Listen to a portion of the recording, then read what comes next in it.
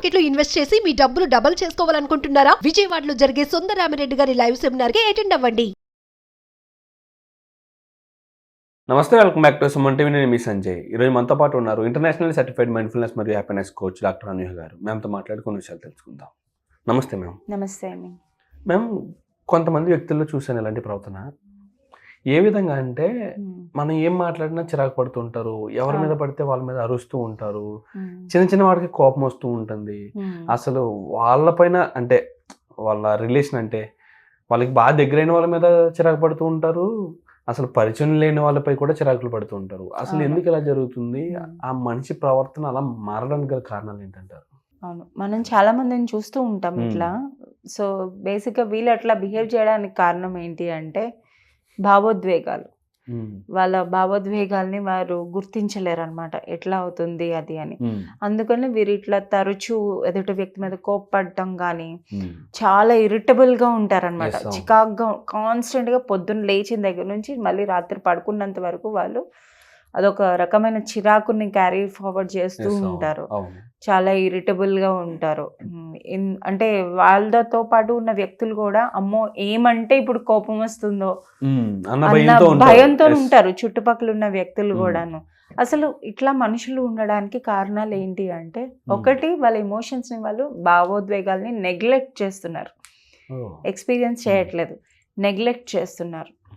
వాటిని నెగ్లెక్ట్ చేసి వీళ్ళు ఎట్లా బిహేవ్ చేస్తారంటే, నెగ్లెక్ట్ చేస్తూ వాళ్ళు కంటిన్యూస్గా ఏదో పనిలో ఉండి బిజీగా అయిపోదాము, ఏదో వర్క్ అనేది పెంచుకుందాము, అట్లా ఉండటానికి ట్రై చేస్తూ ఉంటారు. ప్లస్ ఇంకా వీళ్ళు ఎట్లా ఫీల్ అవుతూ ఉంటారంటే అసలు చాలా టైర్డ్గా ఉంటారనమాట. వాళ్ళకి రిలాక్స్ అన్న ఫీలింగే ఉండదు. వాళ్ళు ఎంత నిద్రించి లేచినా కూడాను వాళ్ళకి ఒక కాన్స్టెంట్ టైర్డ్నెస్ అనేది ఉంటుంది. సో ఇలాగ ఓవర్ రియాక్ట్ అవుతూ ఉంటారు. సో వీళ్ళందరూ కూడాను ఎట్లా నేర్చుకోవాలి? ఫస్ట్ వీళ్ళు ఏం నేర్చుకోవాలి? వాళ్ళ భావోద్వేగాలను వాళ్ళు అబ్జర్వ్ చేయాలి, వినడం అనేది నేర్చుకోవాలి. చాలా కొత్తగా ఉంటుంది మీకు నేను వినడం అనేది చెప్పటం వల్ల. సో మైండ్ఫుల్నెస్ అనేది చాలా ఉపయోగపడుతుంది అనమాట. ఎవరైనా ఒక మనిషి ఇమోషన్స్ అనేవి బ్యాలెన్స్ చేసుకోవడానికి మైండ్ఫుల్నెస్ చాలా ఉపయోగపడుతుంది. సో కొన్ని సింపుల్ స్టెప్స్ చెప్తాను, అవి ఏంటో ఇవాళ తెలుసుకుందాం. First, pause. మైండ్ఫుల్నెస్ అంటేనే పాజ్. ఎప్పుడైతే మీరు ఇట్లా అంటే మీ ఎండ్ సేమ్ బ్యాక్ మళ్ళీ ఇక్కడ అవేర్నెస్ తెచ్చుకొని, ఎప్పుడైతే మీకు అట్లా రియాక్ట్ అవుతున్నారు అని అనిపిస్తుందంటే ఇమీడియట్గా అక్కడ ఆగిపోండి. మీరు చేస్తున్న పని అక్కడ ఆపేసి అక్కడ నుంచి లేచి ఒక 10 అడుగులు దూరం వెళ్ళండి, మీకు అలవాటు అయ్యే వరకు.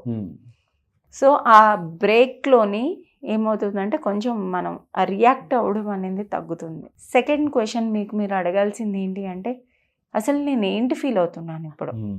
కొంతమందికి అది కూడా తెలీదు. ఆ రీజన్ రాక వాళ్ళకి కోపం వస్తూ ఉంటుంది. కానీ మీకు మీరు అబ్జర్వ్ చేసుకోవాలి, నేను ఎందుకు ఫీల్ అవుతున్నాను ఇలాగా, నేను ఏంటి ఫీల్ అవుతున్నాను. ఆ భావోద్వేగానికి ఒక పేరు అనేది ఇవ్వండి, అవాయిడ్ చేయడం కాదు. మళ్ళీ చాలామంది కోపం అది అనగానే మానేయాలి. కోపం ఇంట్లో కూడా మనకి చెప్తా ఉంటారు చిన్నప్పటి నుంచి కూడాను, కోపం మంచిది కాదు, తగ్గించుకో, ఆపేసేయి. ఆపడం కాదు, సప్రెస్ చేయొద్దు. ఎప్పుడైతే ఎమోషన్స్ని సప్రెస్ చేస్తామో అప్పుడు మనం ఇట్లా తయారవుతాం. వచ్చిన కోపాన్ని సప్రెస్ చేస్తే మనకి ప్రాబ్లమ్స్ వస్తాయి, ఒకవేళ చూపిస్తే ఎదుటి వాళ్ళ ద్వారా. అందుకే మేనేజ్ రావాలి, అందుకే మనం మేనేజ్మెంట్ నేర్చుకోవాలి కానీ సప్రెస్ చేయకూడదు. అంటే ఎలా మేనేజ్? అదే చెప్తాను. దీనికి ఒక టెక్నిక్ ఉంది. సో మీరు ఏం పని అయితే చేస్తున్నారో అది ఆపేసి ఫస్ట్ మీరు ఫేస్ చేస్తున్న ఎమోషన్ ఏంటో, దానికి భావోద్వేగం ఏంటో దానికి ఒక పేరునివ్వండి. అంటే అది బాధ అయినా అవ్వచ్చు, కోపమైనా అవ్వచ్చు, ఈర్ష్య అయినా అవ్వచ్చు, అసూయ అయినా అవ్వచ్చు, ఏదైనా అవ్వచ్చు. దానికి ఒక భావం అనేది, పేరు అనేది ఇవ్వాలి మీకు కలిగిన భావన బట్టి. నేమ్ అయిపోయింది కదా, ఇప్పుడు దానికి ఒక పేరు ఇచ్చారు కదా. నెక్స్ట్ క్వశ్చన్, ఎందుకు ఫీల్ అవుతున్నాను నేను ఇలాగా? కారణం అనేది తెలుసుకోండి. సో కారణం అనేది తెలుసుకున్నప్పుడు దానికి ఉదాహరణకి మీరేమైనా చేయగలరా? మీ చేతిలో ఎంతవరకు ఉన్నది? మీరు చేయగలుగుతున్నారంటే మీరు చేయాలి, మీ వల్ల కావటం లేదంటే మీరు ఇంకా దాన్ని విడిచిపెట్టేయాలి.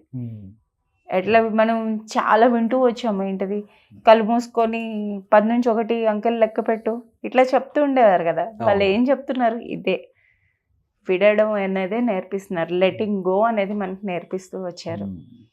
సో మళ్ళీ కొంచెం కామ్ అయిన తర్వాత మళ్ళీ యూ కమ్ బ్యాక్, మీరు ఏం చేస్తున్నారో ఆ పనికి మళ్ళీ రిటర్న్ చేయాలి. ఫస్ట్ మీరు షిఫ్ట్ అనేది అయిపోవాలి అక్కడ నుంచి వస్తుంది అన్న వెంటనే. అండ్ సేమ్ ఇది వరకు వీడియోలో మాట్లాడుకున్నట్టు నేను నా రోజులో 4 పూట్ల కూడా నేను ఏంటి ఫీల్ అవుతున్నాను, ఏం చేస్తున్నాను, ఎందుకు ఫీల్ అవుతున్నాను అనేది మనం తెలుసుకోవాలి. సో ఇవన్నీ మీరు ఇమోషన్కి పేరు ఇచ్చారు, ఎందువల్ల వస్తుందో ఏంటి తెలుసు. ఫస్ట్ అసలు అంటే ఎంతవరకు మీకు అవగాహన రావాలి అంటే మీకు పలానా ఎమోషన్ ఆ ఉదాహరణకి కోపం వస్తుంది అంటే ఎలాంటి విషయాలు మీకు కోపం వస్తున్నాయి, కారణం అది ఇప్పుడు అయ్యి ఉండకపోవచ్చు, ఏదైనా మీ చిన్నతనంలోనే అనుభవించిందైనా అవ్వచ్చు, లేదా ప్రీవియస్ ఎక్స్పీరియన్సెస్ ఏమైనా అవ్వచ్చు. అది మళ్ళీ ఇప్పుడు కొంచెం అది ట్రిగ్గర్ అయ్యి మళ్ళీ బయటకు వస్తుంది తప్పితే మేబీ ఆ ప్రెసెంట్ సిచ్యుయేషన్ మీకు మెయిన్ రీజన్ అవ్వకపోవచ్చు. సో ఇలా చెక్ చేసుకుంటూ ఉండాలన్నమాట. రోజు జర్నల్ చేసుకోవడం. ఏంటి జర్నల్ చేస్తారు, ఆ రోజు పడుకునే ముందు ఇవాళ రోజున నా మూడ్ ఎలా ఉంది, ఒక మూడ్ ట్రాకర్ అని చెప్పి పెట్టుకుంటాం, మీకు బయట కూడా దొరుకుతూ ఉంటాయి, మూడ్ ట్రాకర్ అని దొరుకుతూ ఉంటుంది. లేదా మీరు కూడా రాసుకోవచ్చు, వీక్లోని 7 days ఇట్లా వేసుకొని మీ మూడ్ ఎట్లా ఉందో మీరు అలా పెట్టుకుంటూ ఉండొచ్చు.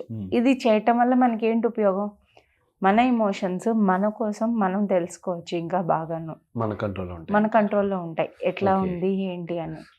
సో కంట్రోల్ చేయడం, సప్రెస్ చేయడం కాకుండా మనం మేనేజ్ చేయడం అనేది నేర్చుకోవాలి.